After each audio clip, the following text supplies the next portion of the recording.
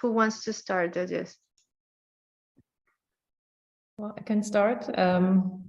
My name is Sonja Billerbeck, and I am an assistant professor for molecular microbiology in Groningen, and that is in the Netherlands.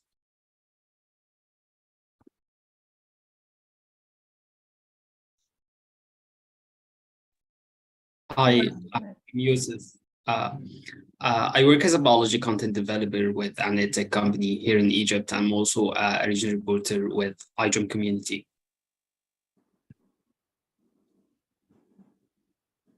Thank you, Yusuf.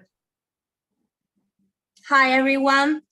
My name is Fatima Costa. I'm from Paraguay. I'm an agronomist engineer and currently works in an agricultural company called Cortevas AgriScience. I'm so glad to be part of this. Thank you, Fatima.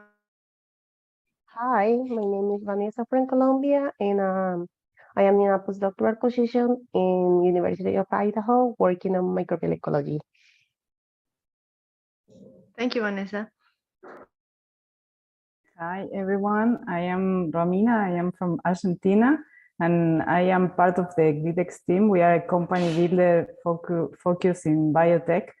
So we do investments in this kind of projects. Thank you, Romina. Hi, I am Isauro. I am a research assistant in a project for the Mexican health system, and I am one of the chief editor in a scientific disclosure magazine, iBio. I am from Mexico. Thanks for the invitation. Awesome, Isauro.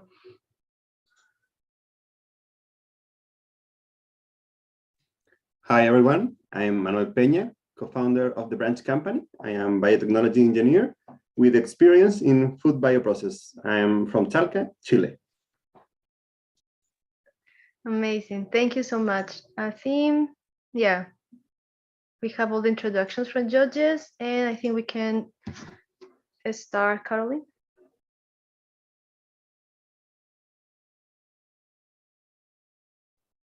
Yes, just a second.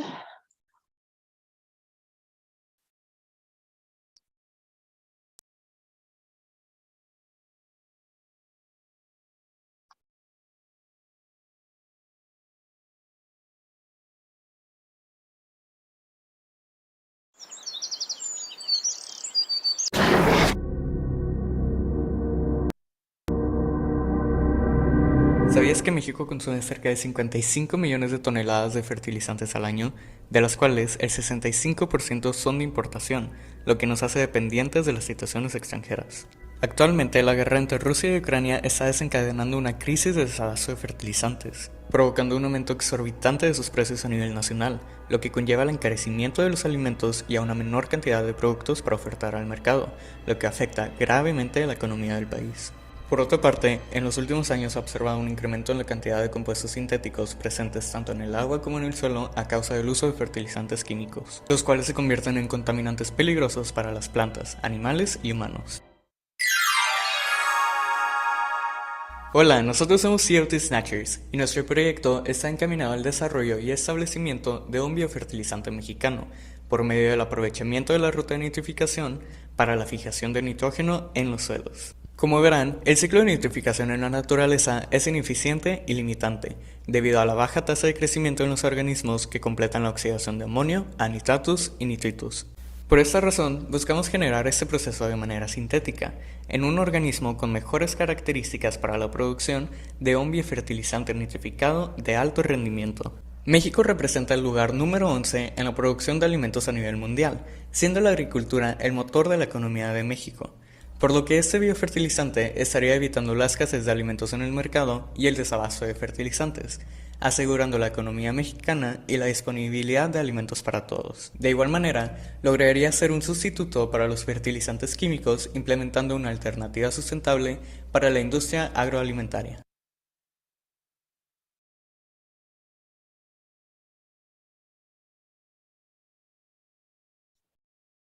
Okay, we can start with the questions. Judges, you can raise your hand, and I'm gonna start the timer.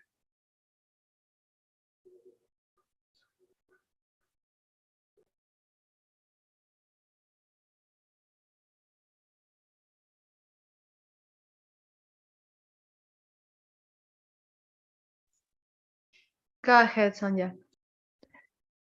Thank you. Thanks, team. Thanks for a great project. My first question is, given you want to co-fertilize plants with a genetically modified organism, I was wondering how you thought about the safety aspects of your project, releasing something engineered into the environment, like both on a molecular level, but also on a policy level.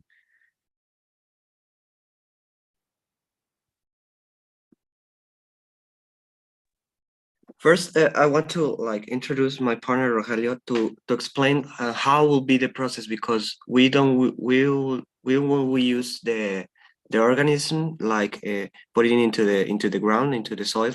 We were just using the organism as a biofactory to produce the nitrates and nitrates that we will use. I don't know if Rogelio you want to explain, or Joma, if you want to explain how will be that process. Yes, thank you, Luis. Hi, everyone. Yes, we are using our yeast Saccharomyces from the host of this system called Comamox, which is the mechanism of many microorganisms in the nature to oxidize the ammonium to nitrates and nitrates. So we are just working with the part of the bioprocess, we are making safer the bioprocess. So we are producing the biofertilizer with the product by this mechanism, the Comamox system.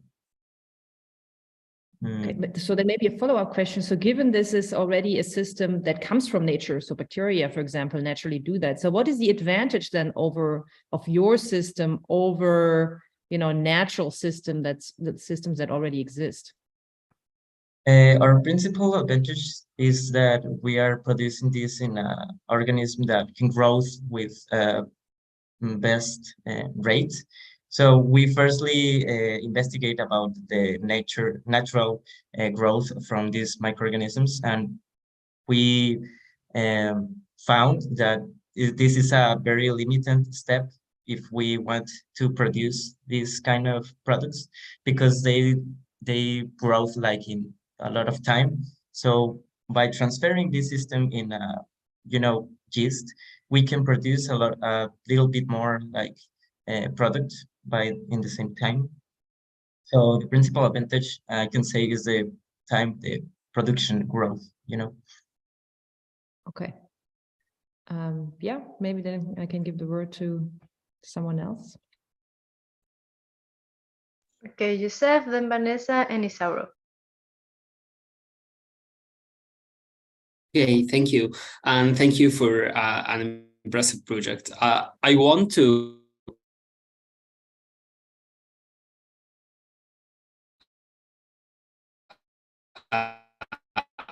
ask you, what do you think about, would that be possible and why?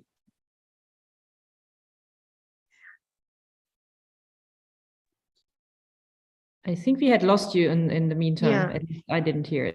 Yeah, we didn't hear completely. Yeah. Can you repeat the question? Yeah, Yes. we lost you. Yeah, I was asking whether it's possible to sell the yeast directly to the farmers instead of selling the biofertilizer.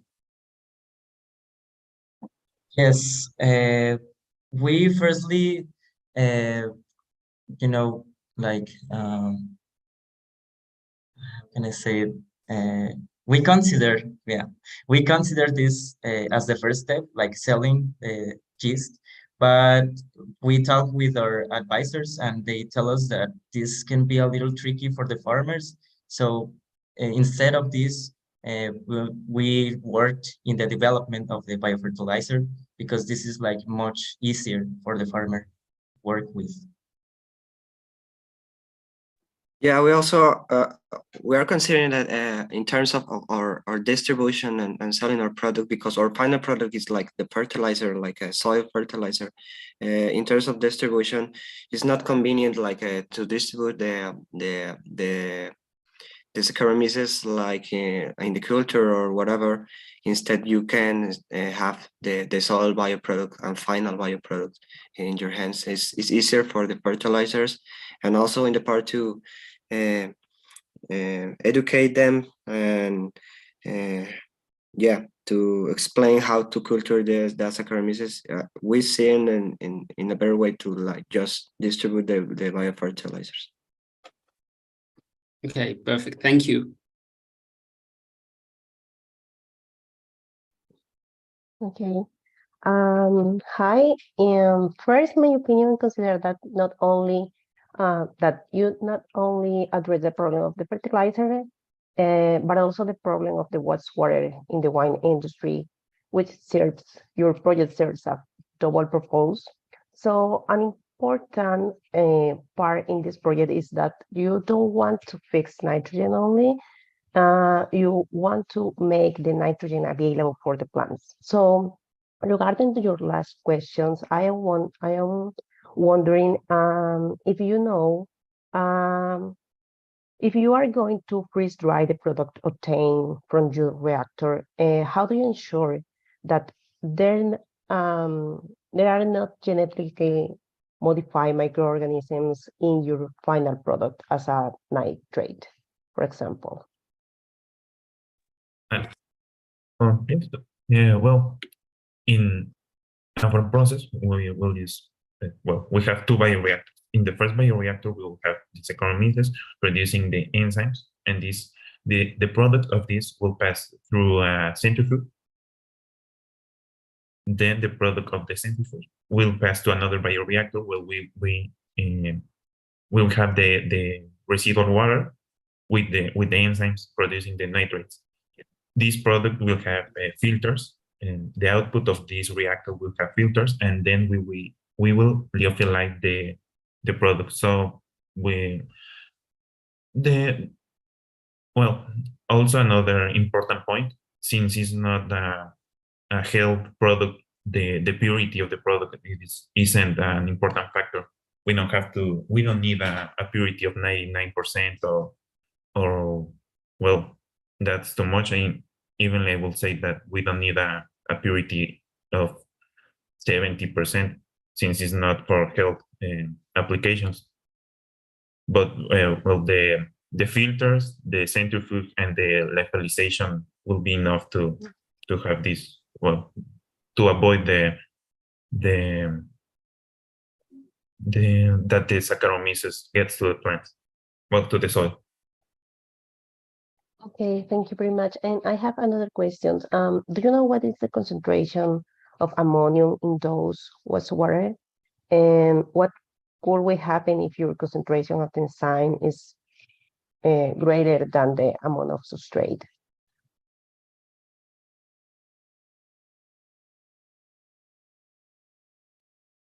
Yeah, we still, because we want to make this project real and real characterize it, and we're still working working with our partners, mainly wine and beer industries.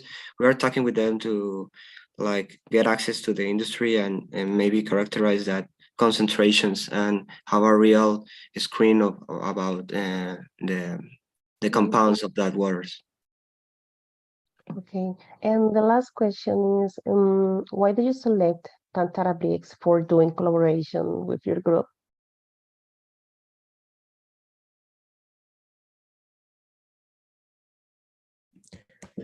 They actually reached out to us, and we decided that it would be an interesting opportunity to, even though we're from different areas and our projects are completely different topics, we thought that it would be a very interesting collaboration and opportunity to like express and to promote our investigations and our projects so more people can learn, so their people can learn about our project and our people can learn about their project.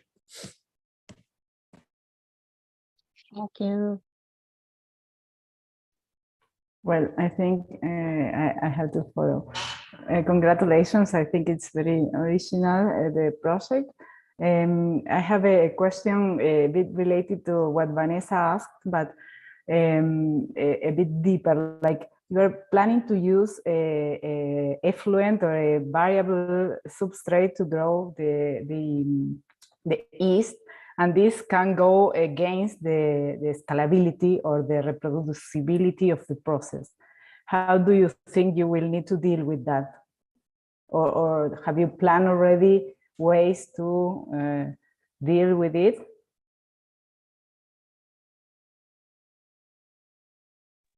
So can you repeat the question? I have problems with my.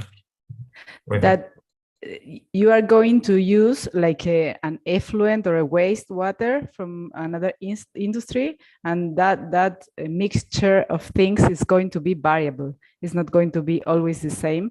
And we know that yeast really needs standardized conditions. And microorganisms really need to have standardized conditions to give the same results. And that's very important when you're going to do like a scalable process like this one. So what are you expecting in concentrations of ammonium, but as well like inhibitors or other things you will have there that can make the yield of the process change? We are planning to have a pretreatment for the wastewater. So in that way we can well, there will be the first step, which is the characterization of the you know, the limitants and the necessities for our microorganisms, well, our proteins. But next, there will be another step for the treatment for the wastewater. So in that way, we can have the minimum necessities for our product. And as you said, this is a limited step when you are talking about, you know, big production. So this is like essential for our project to have the characterization of our necessities and our characterization for our substrates. Okay, and I think you should plan to have like a plan B, like maybe you can use a direct source of nitrogen, like, but I don't know if the complete cycle. And I have another small question. Do you know another company or technology like this one in other parts of the world? Have you heard or read something about it? There are a lot of biofertilizants.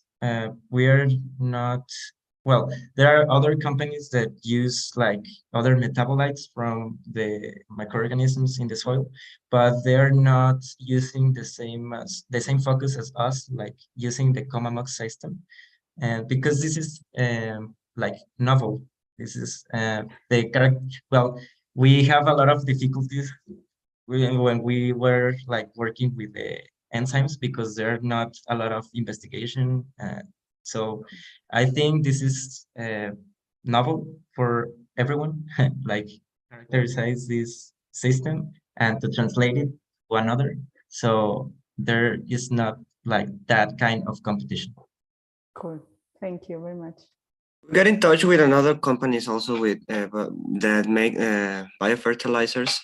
We got in touch with a company called Bioorganics, but they made biofertilizers not based on nitrogen fixation. They use microalgae for the CO2 fixation, but we found something interesting that maybe we can complement both ideas because talking about the characterization of the water. Sometimes we need for our reaction of nitrification oxygen availability. So and one proposal that emerged when we talked with that company is that maybe we can use microalgae to help the complete system to make available the nitrates and the intermediate substrates and that. Thank you. Thinking about human practice, how do you consider the approximate cost of biofertilizers for farmers comparing chemicals?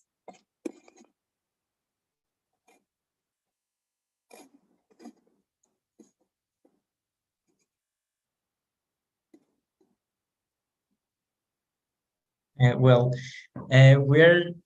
working with a lot of residues, and we do not have like approximately the prices, but the idea is to have a product to be economical, available for the local farmers. So in that way, we can impact in a significant way their production. because as we said, there are a lot of international problems that are affecting our economies, but just the fertilizants availability. So yes, our idea is to have like an economical available product for local farmers. Thank you.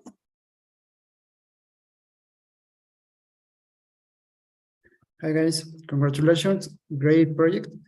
I am worried about the production. Why not express 3 genes in 3 microorganisms instead of 3 genes in a single microorganism? Yes, excellent question. We talk with our advisors here in Tech, and they talk with us about this kind of innovation for the 3 kind of microorganisms with 3 different genes.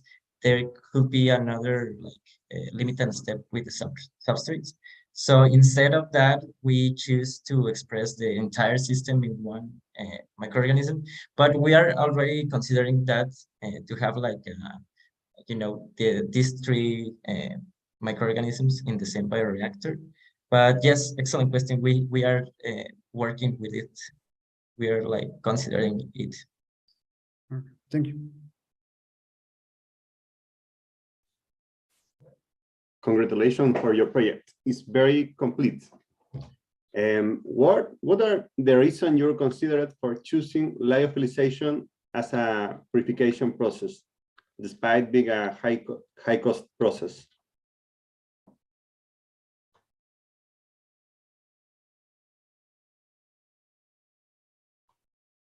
I think my partner Diego can talk about that. Yes. Well, we were considering a conjugation of the nitrates with salt, or even making the product soluble in water so it can be applied to the soil. Yeah, it's also because we relate that with space. It's like a cost, but also a benefit in terms of distribution. If we develop the biofertilizer like in liquid state, it also occupy a lot of space and also elevate the cost in terms of distribution. So we decide, we get us advised by Daniel Guajardo in the BioHack event, and he helped us to decide to this strategy to do lyophilization, instead reduce cost on distribution.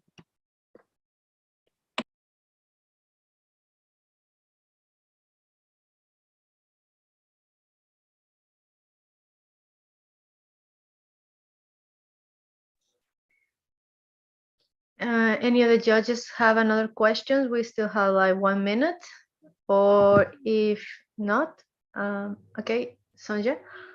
Maybe one quick question. I recognize that you built your operon, your biosynthetic pathway around 2A peptide strategy. So, and I was wondering why you chose that, which is rather unconventional when building pathways in yeast.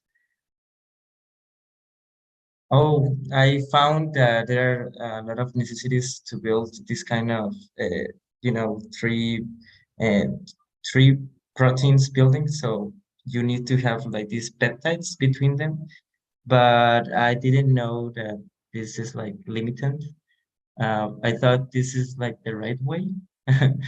It's not necessarily limiting. In yeast, you usually just use 3 different, like really independent transcriptional units. So you have a promoter, gene, terminator, promoter, gene, terminator, because a 2A peptide creates a very long protein and then only later chops it into pieces. So there's a risk that, of course, you create a non-functional huge protein.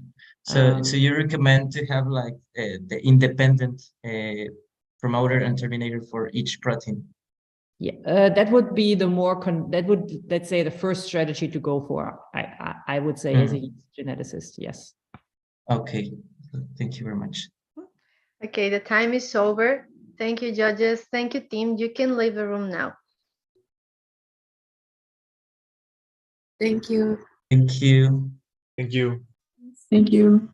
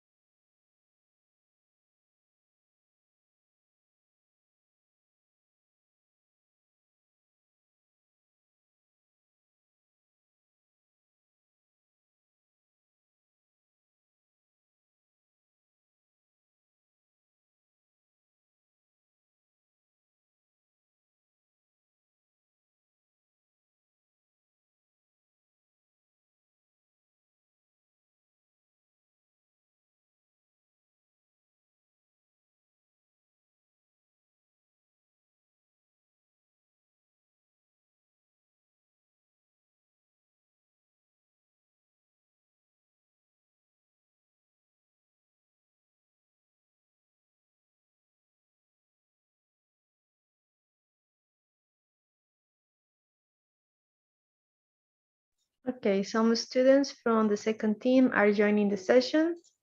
We're gonna wait a few minutes.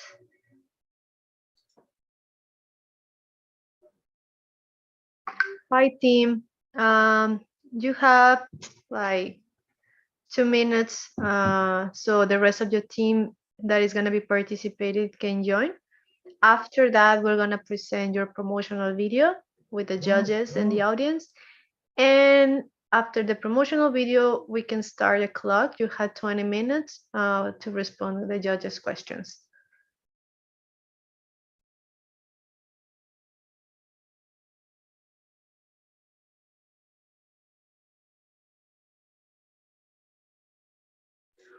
Also, another announcement, please add in your Zoom name, the name of your team, so we can be sure that you are in the right room and in the right room, and you're not part of other team.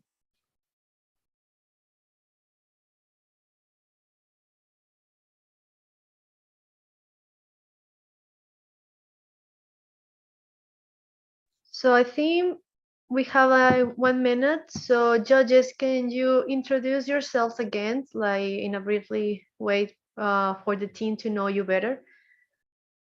So we can start like the last session.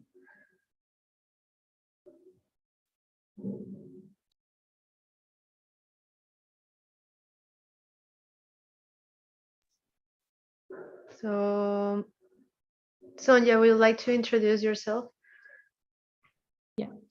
Hello, my name is Sonja Billerbeck, and I am an assistant professor at the University of Groningen, which is in the Netherlands.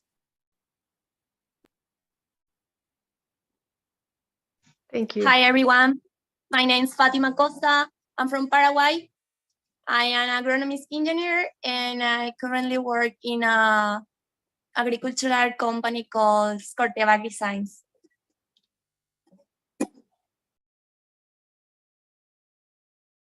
Hi.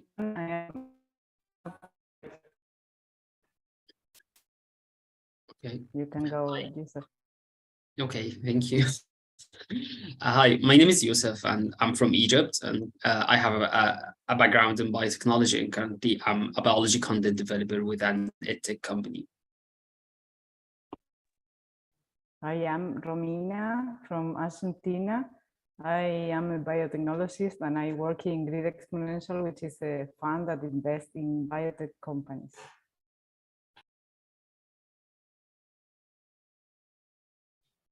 Hi, everyone. I am Manuel Peña from Chile. I am co-founder of the branch company. I am biotechnology engineer and I have a background in food process.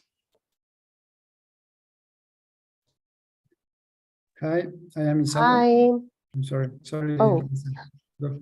Go ahead. Hi, sir.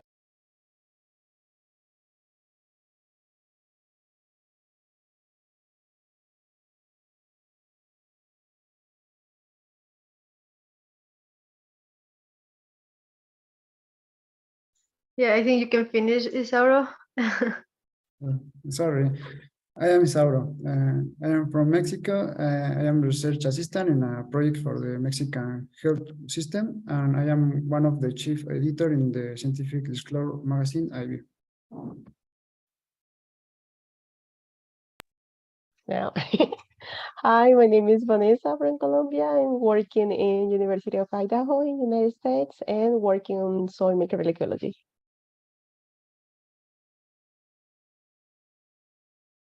Thank you, judges. Now we can start.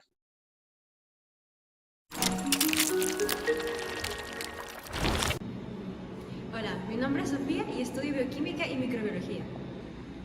Hola, me llamo Valeria y estudio bioquímica y microbiología. Mi nombre es Saura y estudio biotecnología molecular. Mi nombre es Daniel y estudio biología. Yo soy José Ignacio y estudio bioquímica y microbiología. Yo soy Michelle Marías y estudio biotecnología molecular. Nosotros somos BioB-HIVE y nuestro enfoque es el de diseñar un método con el uso de aptámeros, los cuales son secuencias de ADN o ARN de cadena sencilla. Los aptámeros son cadenas de ácidos nucleicos que se programan artificialmente. Estos sirven para identificar ciertos compuestos muy precisos. Para ello se lleva a cabo un método llamado CELEX, el cual consiste en crear una biblioteca de genes, las cuales se incuban posteriormente con, en este caso, la nitrogenasa. Luego de eso, se espera que ciertas ADN o ZADN de la biblioteca sean afín a el gen de la nitrogenasa, para luego eliminar las secuencias que no lo son y tener las secuencias afines a la nitrogenasa. Luego de eso se amplifica y se utiliza este compuesto o esta cadena o banco de genes creado para la identificación de la nitrogenasa. Nuestra idea es diseñar un aptámero con afinidad por la Nitrogenous Iron Protein, codificada por el gen NIFH. Esta proteína está altamente conservada a través de múltiples taxones de fijadores de nitrógeno, por lo que puede servir para detectar la actividad de un amplio rango de organismos.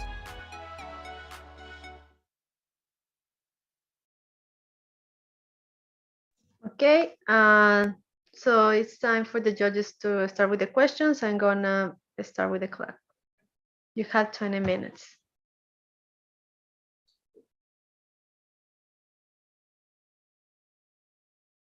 Go ahead, Sonia. Okay. Hi, team. Thanks a lot for your great project. My first question is about the readout. So you will detect this protein with an aptamer in soil samples, and I was wondering how you generate a readout that can be seen by a user. Yeah, so in our proposal, what we thought of was to use, to create an apta sensor, and for that we need an element that will translate in some type of signal. So our idea is to generate a colored signal using geographene oxide, which has been used in other apta sensors for environmental samples. And how do you envision that to build into a product that you can actually hand out to farmers in the field? So we have thought about it. We know that for these like apta sensors, you will need like for our country like kind of expensive like things like for the sensor, but we plan if we want to give like this service to a big agricultural like industry in here in Guatemala. If we see that it works, maybe we can like adapt it and see how we can change it so we can give to our like people that like their main like economical state is from agriculture. So we will plan to like change, like adapt for what our country needs. But for now, we are like viewing it for like for large industries. But we will plan to change it in the future if we see that it works and everything. Okay. And then maybe an add-on question. So I was also wondering about kind of the natural concentration of this enzyme in soil. How would you need to do like extensive studies first to find out how to calibrate your sensor to make sure to know what is a depletion of that compound, what is like high levels of it? Have you kind of thought about this this type of study? Yeah, like we will need to do like a specific study of the soil depending on the place here in Guatemala, because some places are like more like the earth is more damaged than others depending on how much like agriculture is like hard. I don't know, like there are more places that live on from agriculture and others that are not. So we will need like a study to see how we can concentrate this product and see how to adapt it in that specific place, depending on who wants it in their place of work. Okay, thank you. Hi, everyone. Congratulations for the work you've done. I have a question related to the adoption of new technologies, which usually is like a tricky part of the whole problem. I'm pretty sure that like we already have like ways to measuring like the nitrogen in the soil, but still the people is not changing those practices. So I was wondering, how did you go to this way of framing the problem? Because it was like, to me, that you have like two sides of the problem. You maybe you could get to have like a way that is greener, but you still get the nitrogen and the like the ingredients that the farmer will need. I'm not so sure that it's going to be enough to know how what do you have like in the soil. So have you thought about it? Like, it's, for me, it's not that easy that the farmers are going to change the way in which they work, because they already they can know what is happening. So have you thought about ways of helping in that way, or do you know another like initiatives in the world trying to educate or help in that process? Yes. Well, here in Guatemala, or in general in third world countries, usually farmers use ancient techniques in order to like determine nitrogen or any component. And we thought that we could do like some classes or educate the people, as you said, to like explain them what this aptamer does.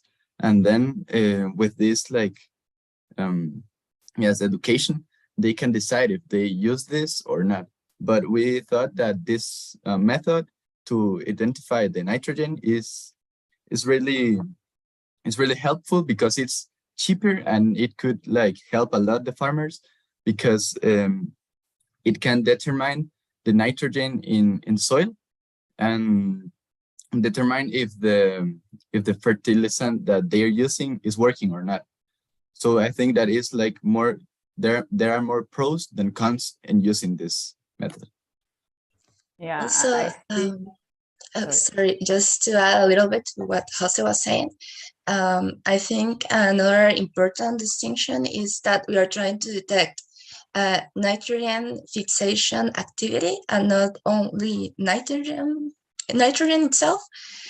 So that's why we take an approach for detecting the enzyme and not the compound, because ultimately, sorry, what we want is to promote the use of biofertilizers and healthier, a healthier diversity of microbes in the soil. So, as Ignacio was saying, it is important to communicate with the farmers and to educate the population in general in this aspect. But that's why we thought of the enzyme and not just the compound in general. And that's why we're using aptamers instead of a chemical approach. Cool.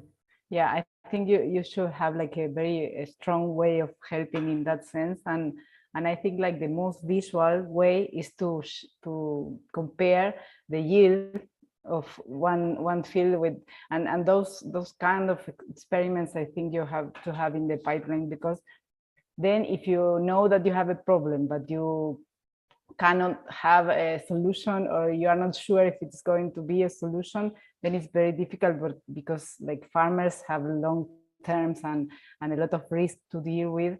So I think you have to have a very strong like support for them, for the first one at least. Then I think that the community is going to share each other. But that was my point. Thank you. Congratulations for your project. What could be some of the barriers you will face when building and testing for a proof of concept for your project?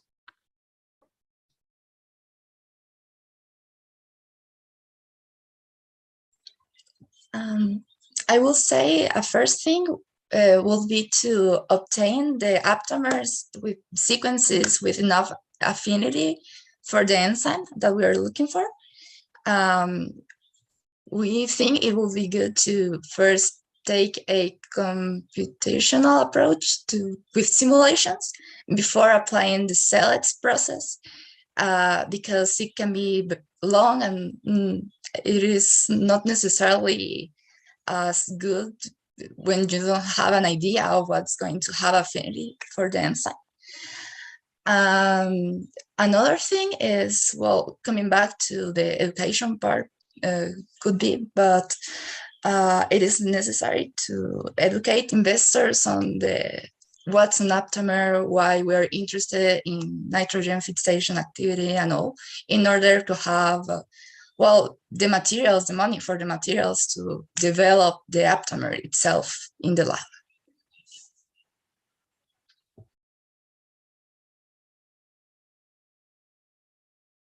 Hi, thank you very much for your presentation. It was very nice. And I have questions. What could you tell for to a producer if you find if your aptamer have a high affinity to the nitrogenase?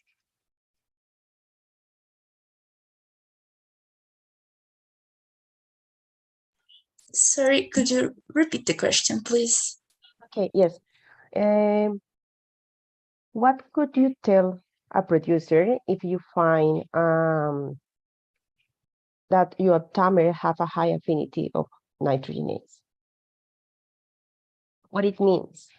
I mean, what you can tell to other person or to explain to another person have a high concentration of this enzyme in the soil?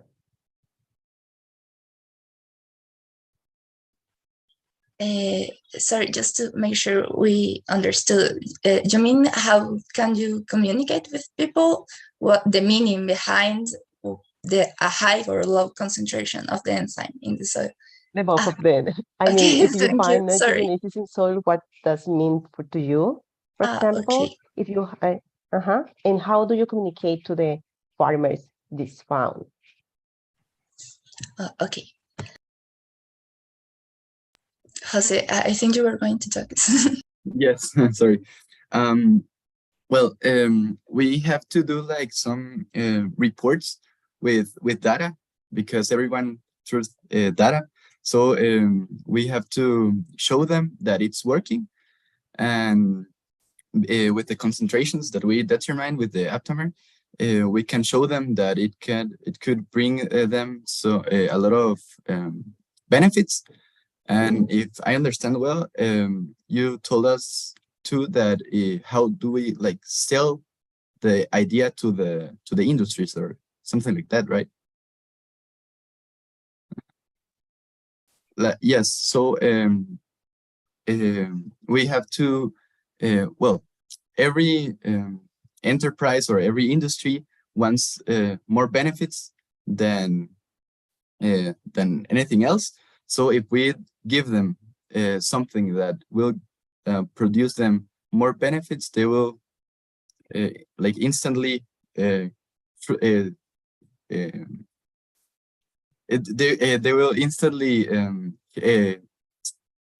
sorry, I'm nervous, but they will instantly like truth in us, and then like they will support the idea of the use of an aptamer to identify the nitrogen.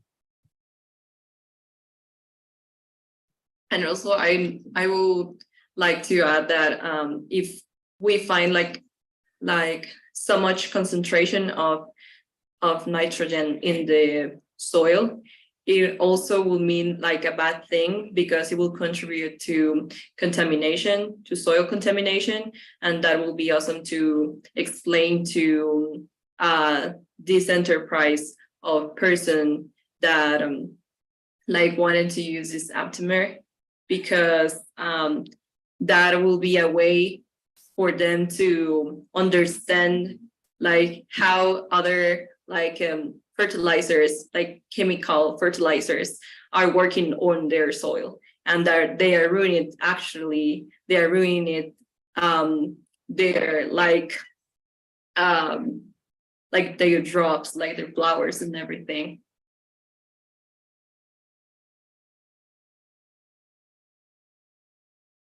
Okay, thank you very much. And maybe I wasn't clear in my question because I want to know, you said that this timer recognizes nitrogenase, no nitrogen. Is that okay? Yeah. So if you have a high concentration of nitrogenase with your timer because they recognize the enzyme, what it means for the producer. Because I understand that you want to promote the biofertilizer instead of fertilizer, inorganic fertilizer. So what it means that we have a high concentration of nitrogenase. Well, that would be positive for the farmer because it means that in the soil there's enough bacteria that are converting N2 into NO3, I don't know the name in English, sorry, but the form of nitrogen that plants can assimilate and use for their metabolism.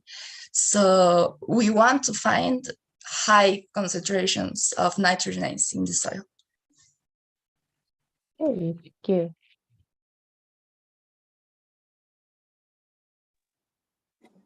Hi, everyone. I want to know if you consider a market research of cost and viability of the method in agricultural practice.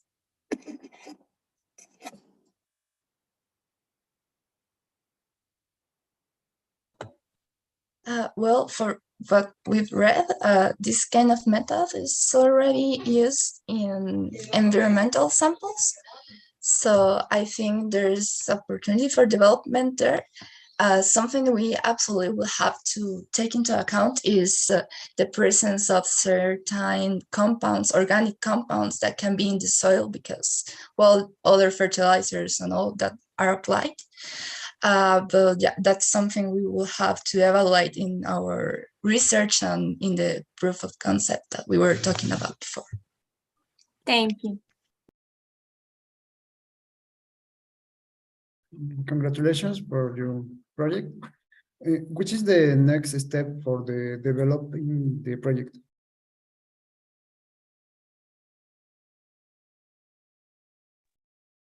We have to make the simulation with a software or program in order to determine the sequence that we are gonna use. And with the results that we obtain with this software, we will put this in practice and build it in the lab. Okay, thank you. What computational biology tools did you use during the season?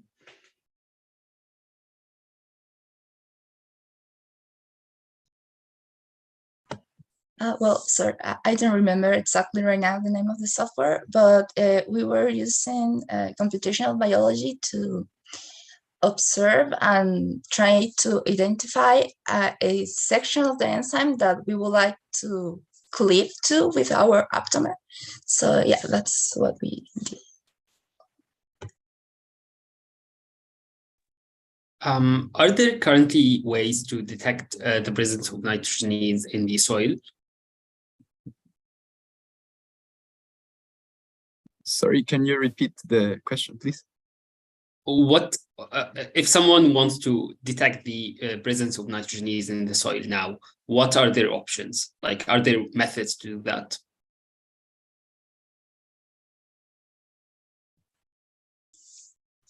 As far as we know, what can be done right now would be to extract DNA from the soil or make with microbiology to get the colonies present and then do a qPCR in order to detect the mRNA that will produce the protein. So as far as we know, that's what will be done right now. And how that is different from the aptamers? Like, what is the advantage of your system? I think it will be faster because you will need to do the extraction or the microbiology work in order to get the detection, because with our system, you are detecting directly the protein. So there is lab work to be done there, but it's less than with the other method.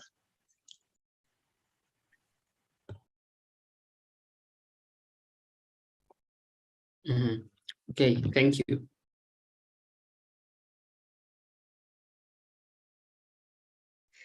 We have 30 seconds for another question, or if there are no more questions, I think the team can leave the room.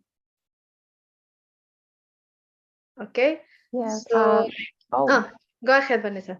Yes. Are you planning to do some collaboration with another groups around I don't know, maybe Latin America or something like that, or promote your product or your device?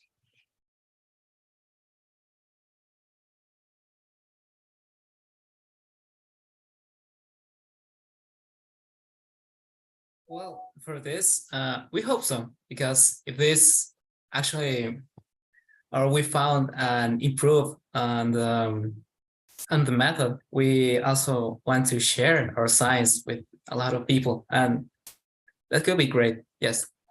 So we hope so. Thank you. Perfect. So time is over. Thank you so much, team. You can leave the room now. Thank you. Thank you. Thank you. Thank you.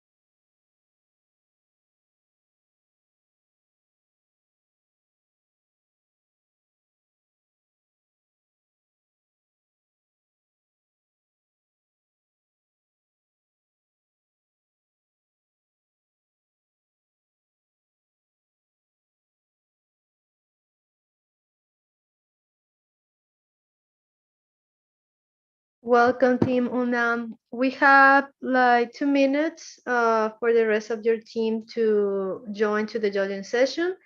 So in the meanwhile, I'm gonna ask again the judges to introduce themselves. So we can start again with Sonja. Yeah. Hi, everyone. My name is Sonja Billerbeck, and I am an assistant professor for molecular microbiology at the University of Groningen, which is in the Netherlands.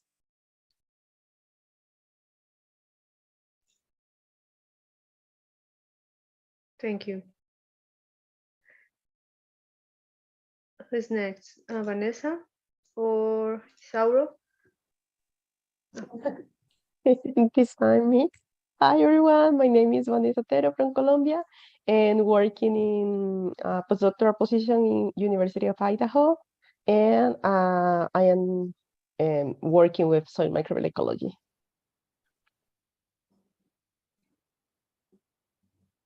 Hi everyone, my name is Fatima Costa.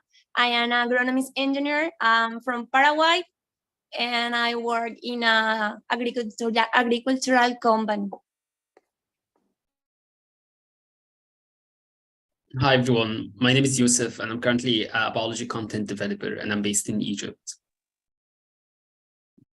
Hi, my name is Romina Casadevall. I am from Argentina, and I work in the scientific team in Grid Exponential, which is a fund with focus in biotechnology. Hi, everyone. I am Manuel Peña. I am from Chile. I am biotechnology engineer, and I have a background in food bioprocess. Hi, everyone. I am Isauro. I am from Mexico. I am a research assistant in a project for the Mexican healthcare system, and I am one of the chief editor in the scientific disclosure magazine, iGEM.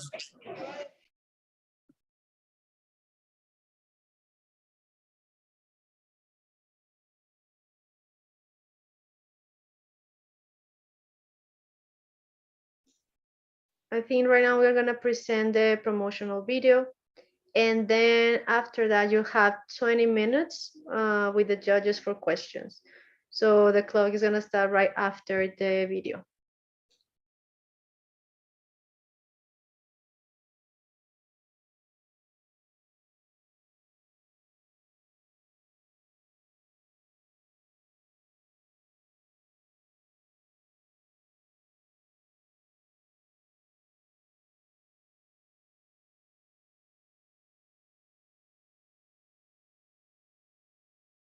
que tiene pared, pero debe crecer agregando Bien, el día de hoy unidades tenemos una de alerta. genes Nuestra epidemia. La verdad no entiendo nada porque me siento muy mal. ¿Por He qué? tomado muchas pastillas y el dolor de garganta no Se para. estima que para ¿Y has probado 2050 con el mundo habrá amoxicilina? aumentado a Creo que 10 es muy buena millones de para la personas, infección de garganta. con un costo de más de No, 2 pero billones creo que de debería comprar dólares. una. Sí, si quieres vamos, te acompaño a comprar y de ahí vamos a almorzar un caldo de gallina Con una de y a ver las si 10 te mejoras más. principales Ya, amenazas está bien, directas para la ¿vamos? salud. Vamos. Estamos seguros. Uno de los pocos temas que se habla hoy en día en Perú es la resistencia antimicrobiana. Debido a la alta demanda, los sistemas de crianza intensiva de aves suelen usar antimicrobianos promotores de crecimiento para controlar y prevenir enfermedades, lo cual facilita la crianza y producción avícola. Además, estos APCs no se encuentran restringidos o regulados en Perú. ¿Y por qué preocuparnos? ¿Qué nos causa tanta polémica? Se ha observado que la resistencia adquirida por animales puede ser transmitida a los humanos, por lo que el problema adquiere una mayor relevancia, tanto en el aspecto industrial como el de la salud humana. No se puede seguir permitiendo que la resistencia se siga propagando y es urgente hallar una solución. ¿Cómo lo podemos solucionar? Es por ello que UNALM ofrece una solución eficaz con ayuda de la biología sintética, por medio de la construcción de un biosensor basado en un circuito capaz de detectar la presencia tanto de genes de resistencia como de los antibióticos, que incrementan la presión selectiva a la producción de estos genes, generando diversas respuestas rápidas y sencillas de interpretar. La detección de estos antibióticos permitirá la evaluación de la inocuidad de los alimentos y de la calidad del agua, contribuyendo a la vigilancia e investigación de nuevas alternativas para mitigar los efectos nocivos causados y permitir a los productores y público en general la concientización e impacto del uso de antibióticos, tanto en la producción como en la salud.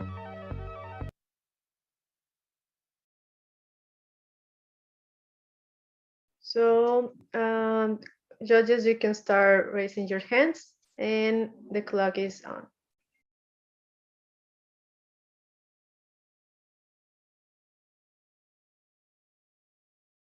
Go ahead, Joseph.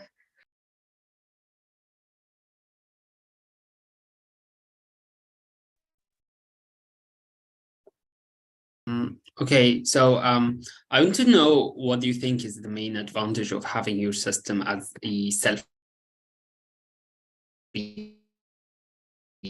system?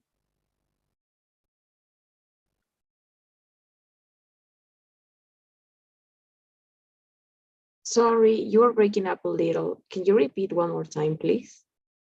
Yeah, sure. Why do you think self-free is the right system for your solution?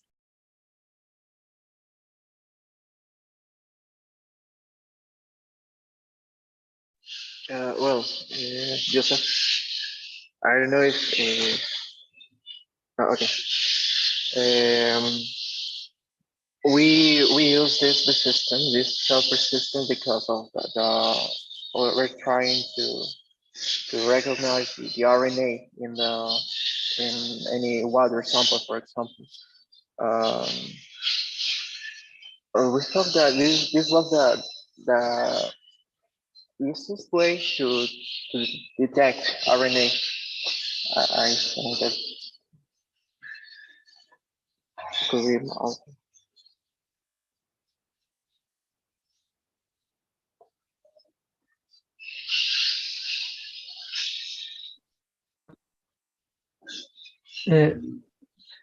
Yeah, please. Well,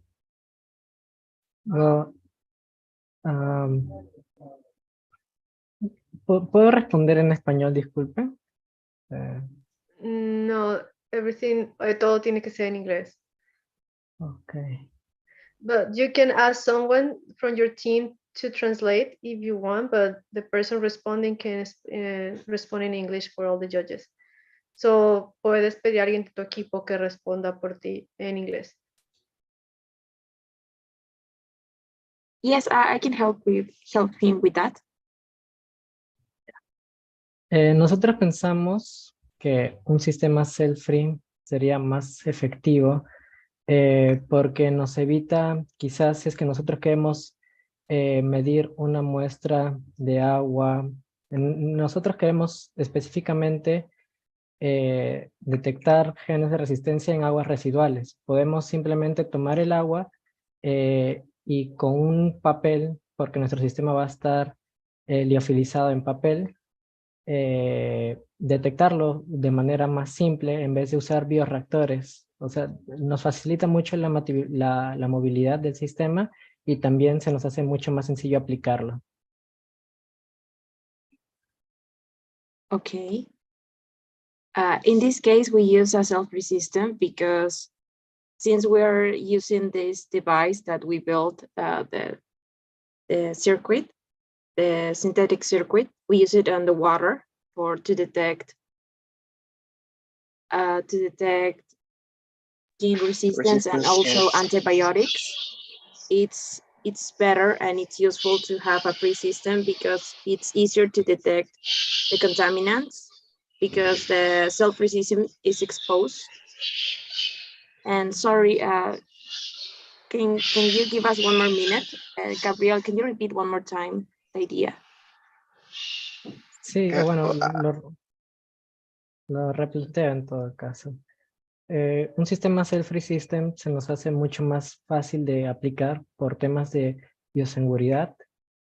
Aplicamos la respuesta, es sin ruido, y además de eso podemos hacerlo in situ, en el lugar donde se aplicaría.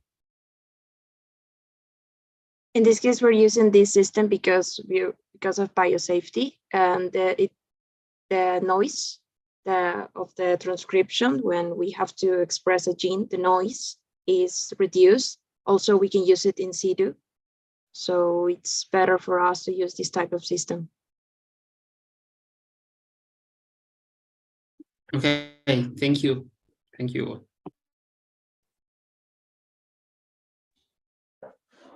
Hi. What would the process of making a proof of concept of the cell-free biosensor reality look like to you?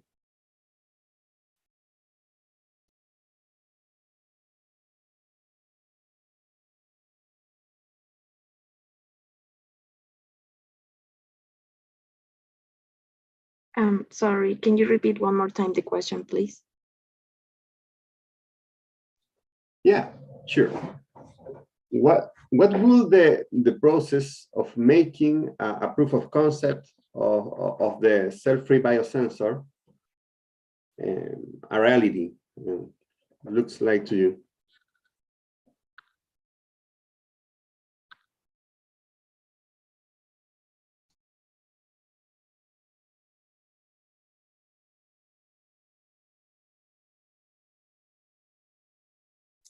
Excuse me, we're having troubles with the traduction.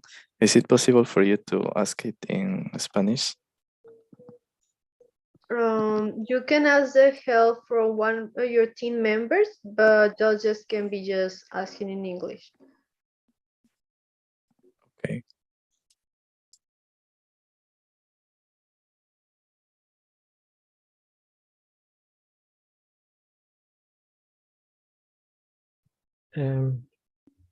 ¿Cómo es que llevaríamos a la realidad del proyecto se refieren, no?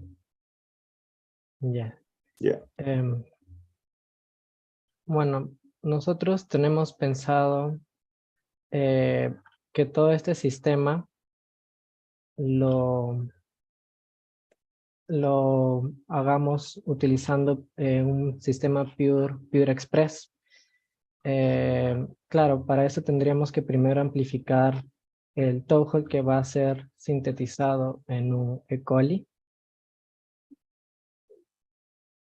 Y después todo eso lo liofilizamos en papel para después en dichos discos de papel detectar el cambio de color, ¿no? Que en nuestro caso sería la proteína cromorreportera roja.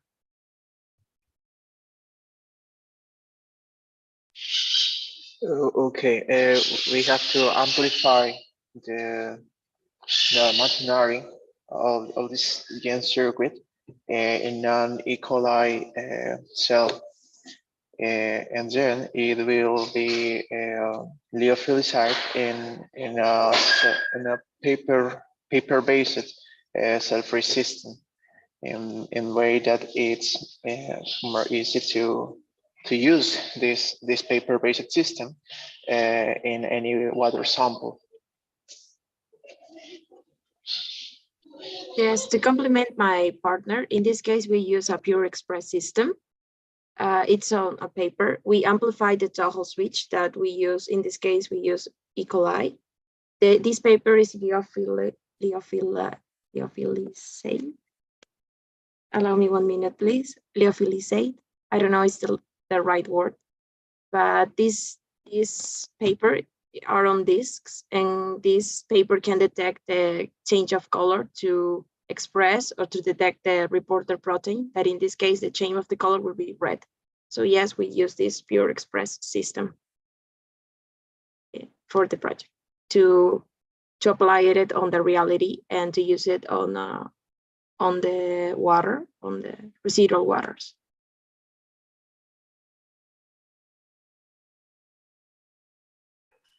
Hi, hello, congratulations for the project.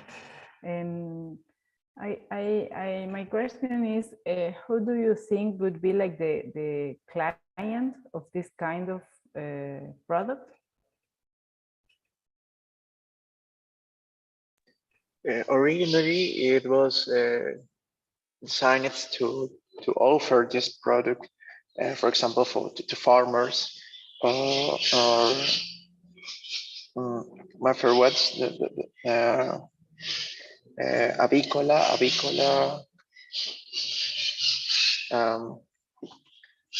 of breeding of chicken of yes well then because it was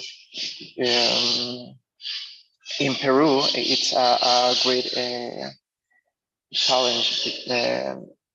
Chicken is the principal meat that is eaten by the people, like by the population.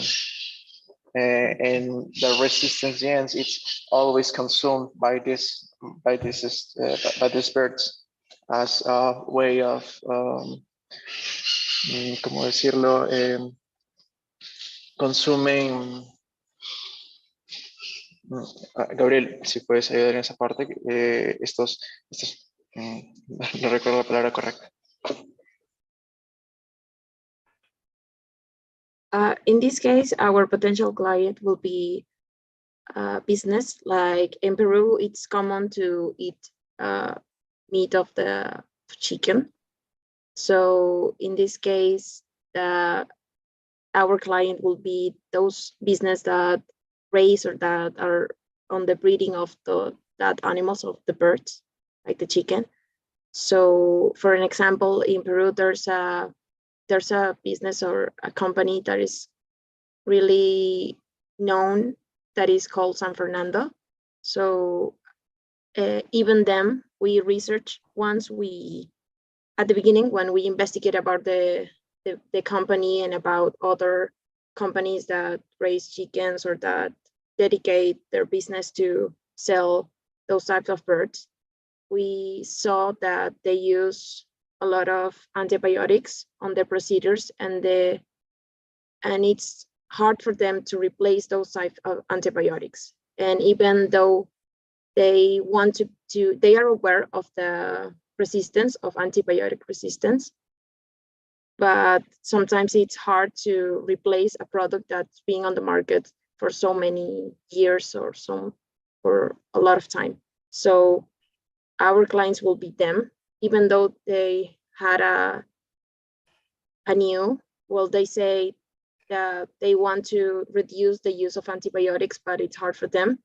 We will offer them that solution in order for them to reduce that type of abuse of those products, like the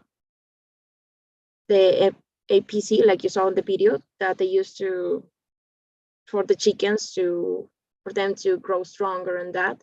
So that they will be our target, our clients, and we can offer that type of solution. Yes.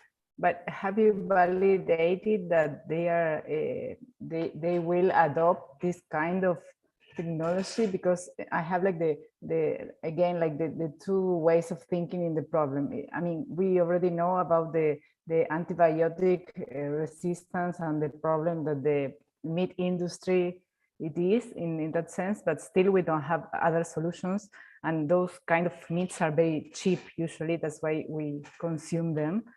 So I think you should go to the producers that they are really trying to do like a very innovative stuff, because they are going to charge more. Because if you stop giving the chickens the antibiotics, probably your yields are going to drop and you are going to need to charge more in the price. I don't know if you get me, but I was thinking that maybe you were thinking like in the, I don't know, like the government as a client, because they are going to go and check in the effluents or the wastewater and something like that. That was why I was wondering. I think if you go to the meat producers, you still lack other part of the stuff, that is what they are going to do when they know they are giving too much antibiotics. I mean, they have the business and they run the company, so maybe you can try it with the government and the regulatory stuff, that they are trying to help like the whole community to stop using those stuff. But interesting, thank you. Yes, just to complement, those type of companies like the meat ones, they have where it's a treatment plant where they treat water, like remediate the products of the water, and they can use that our system, because since they're a company in Peru, if you want to release the water that you're using, first you need to treat them and to remove all the contaminants. In this case, our our system will remove those contaminants, and then that company like San Fernando, the ones that produce meat, they can release that water onto the system without those trace of antibiotics, and in that way we can reduce the resistance, because as we know, a lot of antibiotics on the environment can create gene resistance and also generate more organisms that are resistant to those types of antibiotics that we want to reduce.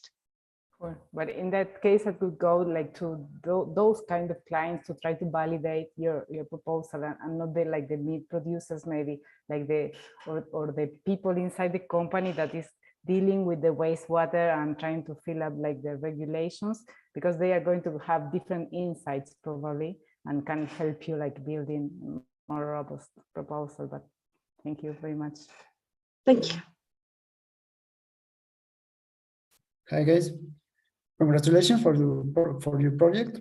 I saw your Facebook video and it was great, and extended video. I really like your video. And don't worry, go ahead. And so the question, the RNA is not free in the samples. How do you isolate the RNA that will be used for the detection?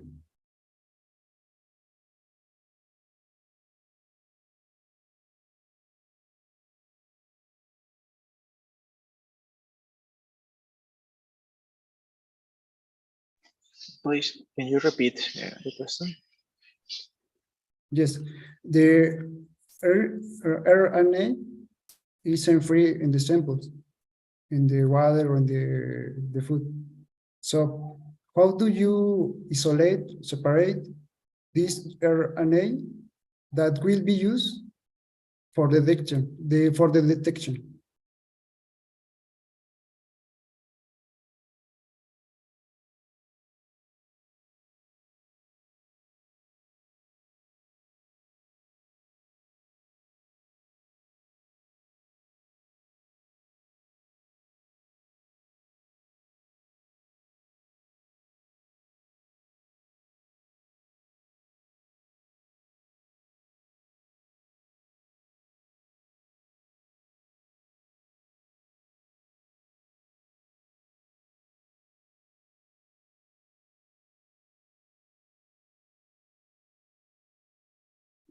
Bueno, el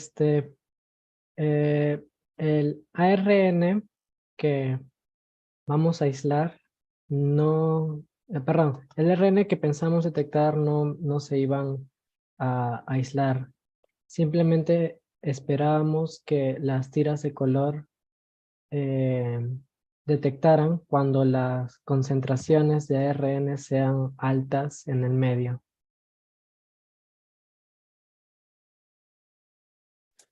We didn't think about isolating the RNA. Instead, we thought that the system would be able to detect high concentrations of this RNA. That's what we thought about our circuit.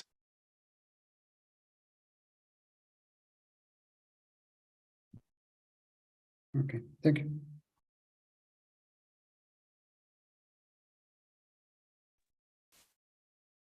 Hello, I was wondering which resistance genes you would target, different organisms, or yeah, can you elaborate on kind of like the diversity of different genes you would target?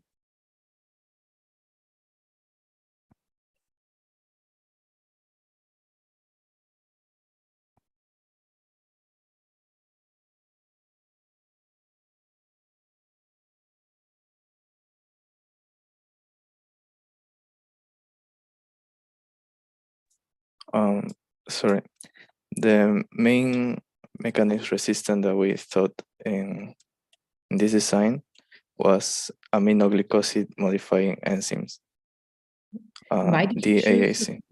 Oh, and why did you choose to focus on this one?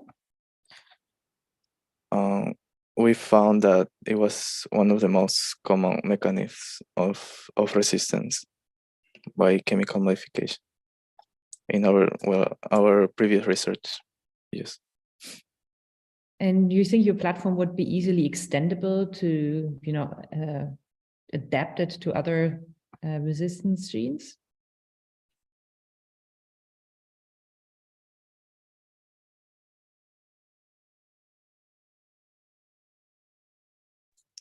Yeah, we think so. Sorry, wait. One moment, please.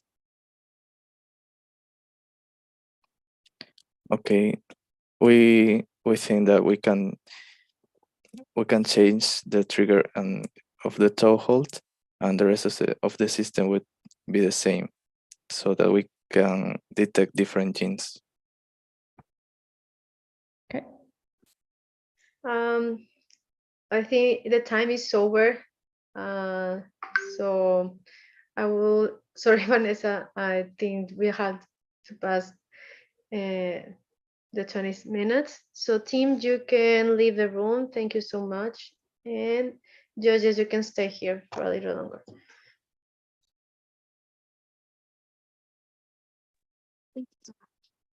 Thank you so much. Thank you.